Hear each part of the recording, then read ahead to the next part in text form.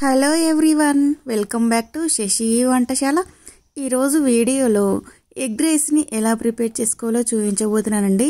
చాలా టేస్టీగా ఉంటుంది. ఎగ్ రైస్ 10 నిమిషాల్లోనే ప్రిపేర్ చేసుకోవచ్చండి. లంచ్ బాక్స్లోకైనా తయారు చేసుకోవచ్చు, లేదంటే మనకి అన్నం మిగిలిపోయినా కానీ ఈ ఎగ్ రైస్ని ప్రిపేర్ చేసుకోవచ్చండి. మరి ఎలా ప్రిపేర్ చేసుకోవాలో వీడియోలోకి వెళ్ళి చూసేయండి. ముందుగా స్టవ్ పైన ఒక కడాయి పెట్టుకొని అందులో 1 టేబుల్ స్పూన్ ఆయిల్ వేసుకోవాలండి. ఆయిల్ హీట్ అయిన తర్వాత ఒక 3 గుడ్లను వేసుకోవాలండి. ఇక్కడైతే నేను ఒక ఇద్దరికి సరిపోయేంత ఎగ్ రైస్ని ప్రిపేర్ చేస్తున్నాను. మీరు ఒకవేళ ఎక్కువ మందికి ప్రిపేర్ చేసుకోవాలంటే ఇక్కడ చూపించిన క్వాంటిటీని బట్టి కొంచెం ఎక్కువగా యాడ్ చేసుకుంటే సరిపోతుందండి.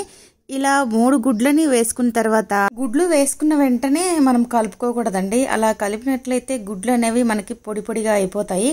ఇలా గుడ్లు కింద వైపు కొంచెం ఎర్రగా ఫ్రై అయిన తర్వాత రెండో వైపు తిప్పుకొని రెండో వైపు కూడా ఒక అర నిమిషం పాటు మనము ఫ్రై చేసుకోవాలండి. ఇలా ఫ్రై అయిన తర్వాత ఇప్పుడు ఈ గుడ్లని ఇలా కొంచెం పెద్ద పెద్ద ముక్కల్లాగా కట్ చేసుకోవాలండి. ఇలా అన్ని ముక్కల్లాగా కట్ చేసుకున్న తర్వాత ఇప్పుడు వీటిని బాగా ఫ్రై చేసుకోవాలండి. మనకి కొంచెం క్రిస్పీగా అయ్యే వరకు బాగా ఫ్రై చేసుకోవాలి. ఈ గుడ్లన్నీ బాగా ఫ్రై అయిపోయిన తర్వాత ఇప్పుడు వీటిని ఒక ప్లేట్లోకి ట్రాన్స్ఫర్ చేసుకోవాలి. ఇలా గుడ్లన్నీ ఒక ప్లేట్లోకి ట్రాన్స్ఫర్ చేసుకున్న తర్వాత ఇప్పుడు వీటిని పక్కన పెట్టేసుకోవాలండి. నెక్స్ట్ మనము ఇదే ప్యాన్లో 1 టేబుల్ స్పూన్ ఆయిల్ వేసుకోవాలి. ఆయిల్ హీట్ అయిన తర్వాత ఇందులో 1 టేబుల్ స్పూన్ పోపు దినుసులను వేసుకోవాలి. పోపు దినుసులు కొంచెం చిటపట్లాడిన తర్వాత ఇందులో ఇలా సన్నగా పొడవుగా కట్ చేసుకున్న పచ్చిమిర్చిని ఒక 5-6 వేసుకోవాలండి. వేసుకున్న తర్వాత పచ్చిమిర్చి కూడా బాగా ఫ్రై అయ్యే వరకు ఫ్రై చేసుకోవాలి. ఇలా పచ్చిమిర్చి అంతా ఫ్రై అయిన తర్వాత ఇందులో ఒక అర కప్పు ఇలా సన్నగా తరిగిన ఆనియన్స్ని వేసుకోవాలి. ఆనియన్స్ కూడా ఫ్రై చేసుకోవాలండి. ఇలా ఆనియన్స్ అన్నీ బాగా ఫ్రై అయిపోయిన తర్వాత ఇందులో కొద్దిగా కరివేపాకుని యాడ్ చేసుకొని ఒకసారి అంతా బాగా మిక్స్ చేసుకోవాలి. ఇలా కరివేపాకు లైట్గా ఫ్రై అయిన తర్వాత ఇందులో 1 టేబుల్ స్పూను అల్లం వెల్లుల్లి పేస్ట్ వేసుకోవాలండి. ఈ అల్లం వెల్లుల్లి పేస్ట్ కూడా పచ్చివాసన పోయే వరకు బాగా ఫ్రై చేసుకోవాలి. ఇలా ఇవన్నీ బాగా ఫ్రై అయిపోయిన తర్వాత ఇందులో ఇప్పుడు అర టీ స్పూన్ కారం, రుచికి సరిపడినంత సాల్ట్ వేసుకోవాలండి. ఇందులో మనం పచ్చిమిర్చి వేసుకున్నాం కాబట్టి కొంచెం కారం అనేది మనం తక్కువగానే వేసుకోవాలి.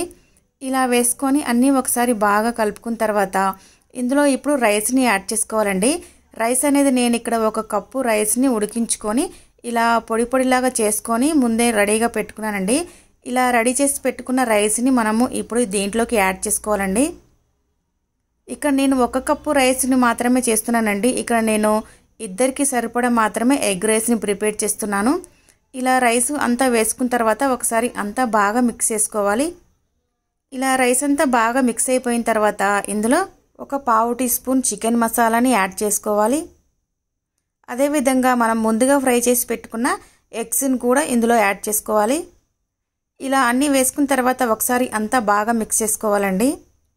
ఇలా రైస్ అంతా బాగా మిక్స్ అయిన తర్వాత ఇప్పుడు మూత పెట్టి లో ఫ్లేమ్లో పెట్టుకొని మనకి రైస్ అనేది కొంచెం వేడైతే సరిపోతుందండి. 1 నిమిషం పాటు అలా లో ఫ్లేమ్లో పెట్టుకొని ఉడికించుకున్నామంటే మనకి ఎగ్ రైస్ అనేది రెడీ అయిపోయిందండి.